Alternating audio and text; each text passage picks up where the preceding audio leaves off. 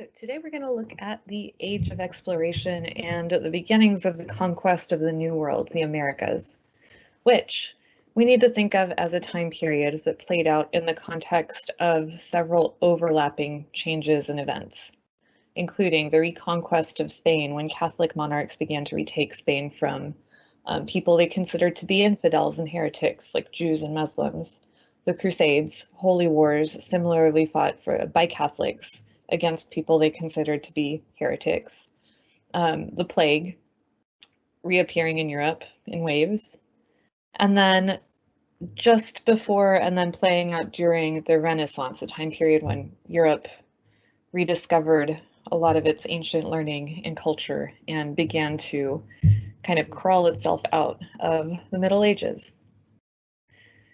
It's also one of those topics that people feel like they know already, and so they try not to think about it. But I urge you to think critically about it, because this is one of those topics that, especially in the United States, people learn since they're little bitty.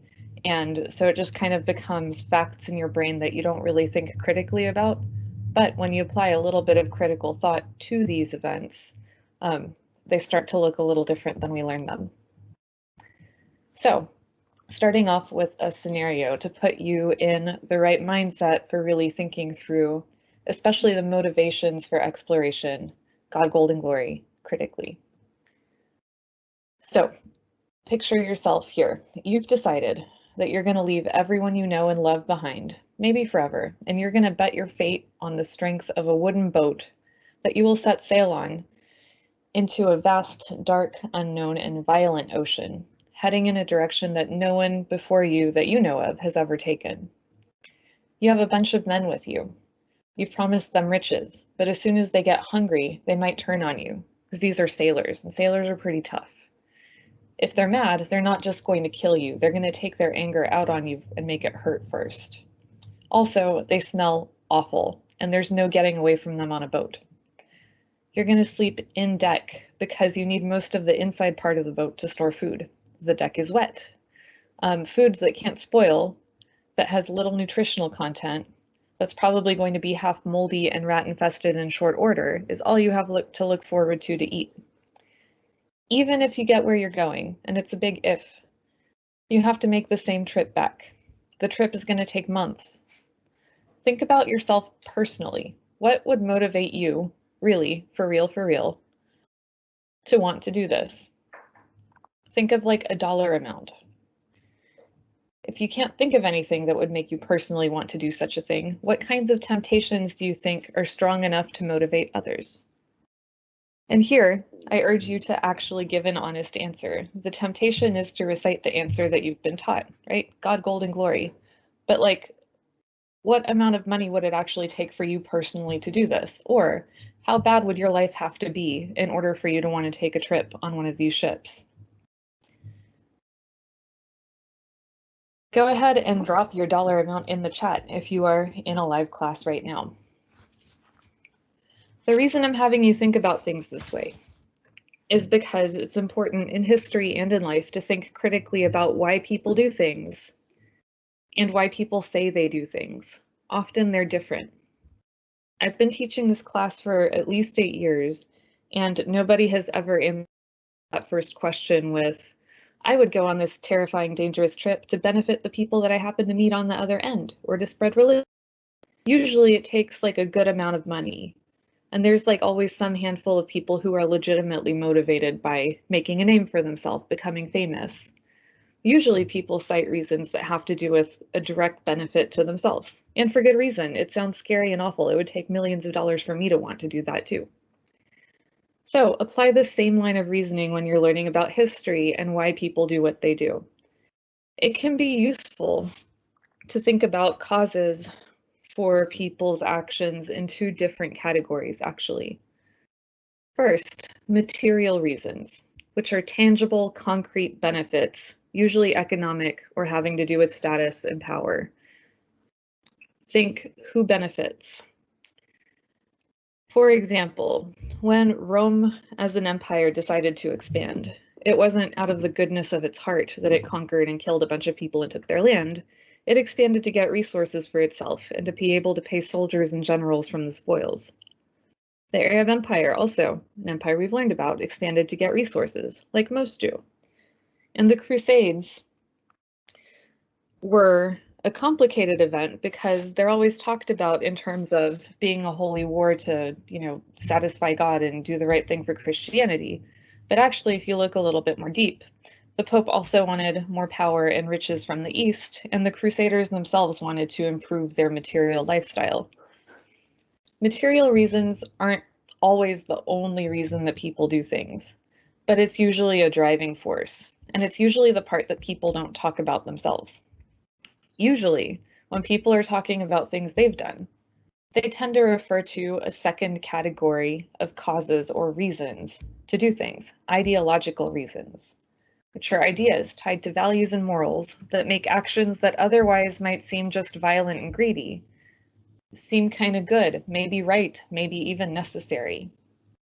To take the Roman example, Romans didn't tell themselves that they were just killing people and taking their stuff. Romans claimed that they were spreading the benefits of Roman citizenship and civilization to conquered territories. How nice of them, right? The Arab Empire, in terms of ideology, initially formed to protect and expand Islam. And the Crusades, as we've recently learned, involved fighters believing that they were doing God's work and would go to heaven if they fought these wars. Ideological reasons are usually what people will give you when they talk about their own choices. And you can apply this not just in history, but in life. Take me, for example. I'm a teacher. I teach history because I legitimately think that the world would be a better place if more people understood history on a deep level. That's my ideological reason for teaching this class.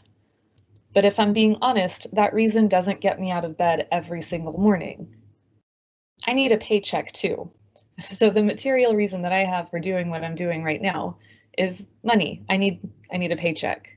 And if I'm being really honest, without that paycheck, I don't know that I would be waking up at 6 in the morning every morning to teach a class. Usually you need both material and ideological reasons to motivate people for anything, violent stuff and everyday stuff. And usually, if you start to pay attention, people only advertise their ideological motivations. They sound nicer. So we're going to apply this to the story of God, Gold, and Glory, which you will claim to know backwards and forwards already, right? After the Crusades, European explorers like Columbus were motivated to embark on exploration by the idea that they could go tap into the networks of the Indian Ocean to gain glory, please God, and make money. The Crusades had made Europeans aware of a ton of wealth being generated through the Indian Ocean trade.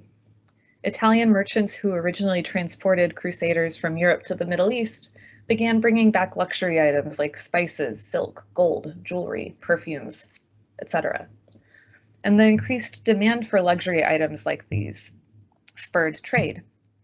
Italian merchants began to act as middlemen, trading items between the Indian Ocean and the Mediterranean. And it was at this point in the story, throughout the 1400s, that a new nomadic group rose to power and became one of the most powerful empires in the world for the following 400 years. It was called the Ottoman Empire. They were a Turkish group from Central Asia, and they established a power base in Turkey, which is like right here. It used to be called Asia Minor in history. Constantinople, which you've heard of, is here. It's now called Istanbul.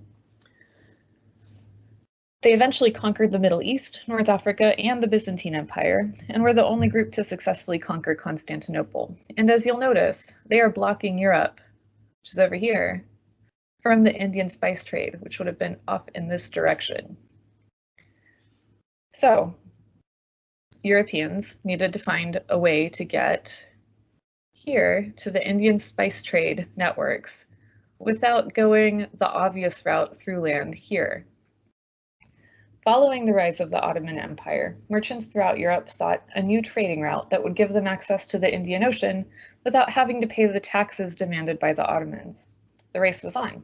After all, the first explorer to find this much desired route would not only likely become very wealthy, but they would become famous throughout Europe for their discovery. Kings and queens of various European countries competed with one another by sponsoring or paying for these journeys. They wanted to bring glory to their country, in addition to controlling the trade routes, which would have brought a ton of money. Because of this, explorers from around Europe risked everything, venturing into unknown waters in the hopes of a historic breakthrough. Vasco da Gama from Portugal struck first by becoming the first European explorer to successfully sail around the southern tip of Africa, gaining access to the Indian Ocean along Africa's east coast, like over here. Not to be outdone, Spain sponsored Christopher Columbus in his attempt to sail west across from the Atlantic Ocean, hoping to reach the Indian Ocean from the Asian side. So, while Vasco da Gama went this way through Africa, Columbus intended to go this way, having no idea that there was a giant landmass here that was already populated by civilizations, for what it's worth. So we arrive at our key points. This is what should be in your notebooks. During the Age of Exploration, European explorers looked for ways to tap into the Indian Ocean trade networks to make money on the spice trade. They didn't figure out how to do this on their own. These explorers benefited from knowledge involving navigation and technology that came from Arab and Asian civilizations that made transoceanic exploration possible, like the compass, better maps, better ship design, and so forth. Their motivations are typically taught in terms of the 3 Gs, God, Gold, and Glory, but we're going to complicate that by thinking a little bit more critically about what each of them mean. First, let's talk about their material reasons, the benefits to the explorers themselves that are tangible, concrete, usually economic. Those are gold and glory. By gold, we mean getting access to Indian Ocean Trade Network money at first. And then once they found the New World, the Americas, literally getting gold. Not that there was much to be had. Second, glory. By glory, we don't just mean fame. In an era with very limited social mobility, the benefits of exploration offered a way up the social hierarchy to people who otherwise might never have one.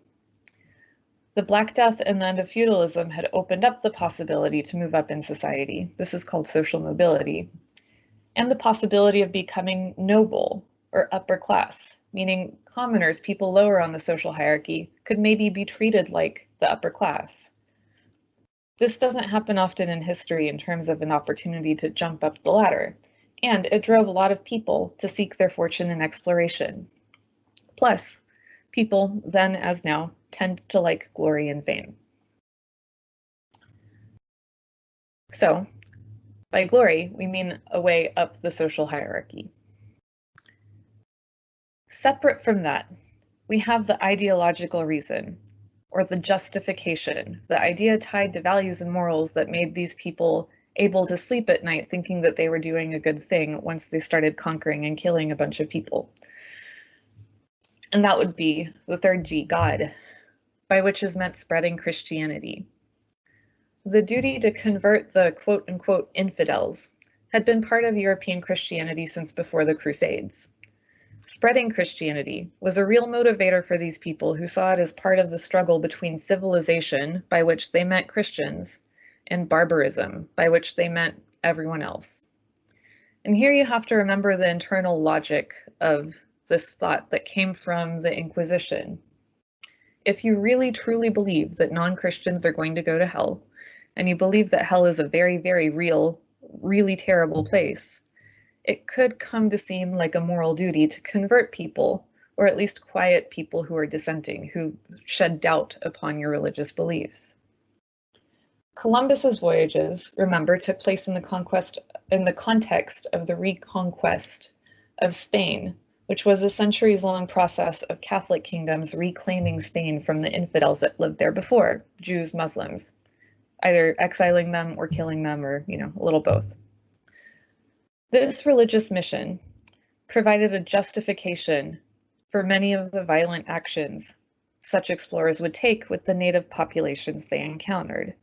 And it's important to remember that this motivation alone probably wouldn't have gotten people out of bed and into situations of great risk. So even though you hear about it a lot, the desire to spread Christianity, it's important not to just take that for these people's word and believe that they really were just totally charitable. there is something in it for them too, and in history and in life, it's important to remember both. So, pause the video here, capture all of this in your notes.